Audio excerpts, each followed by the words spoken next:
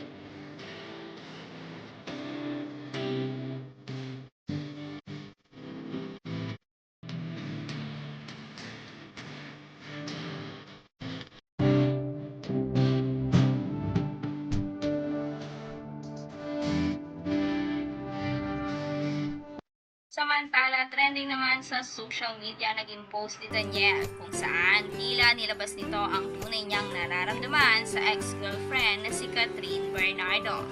Ayon sa naging post ni Daniel sa kanyang social media, "Hindi ko kayang makita ang paligid ko. Hindi ko hawak ang iyong mga kamay. Sanay na ako sa presensya mo. Hindi dahil nasanay ako sa tagal, kung hindi sa lalim ng pag-ibig natin sa isa't isa.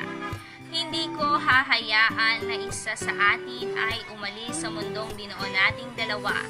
Dahil sa iyo ako sumaya, masaya ako sa iyo, mahal na mahal kita, Val." Marami pa rin kasi sa Katniel fans ang umaasa na magkakabalikan sila Daniel Padilla at Catherine Bernardo.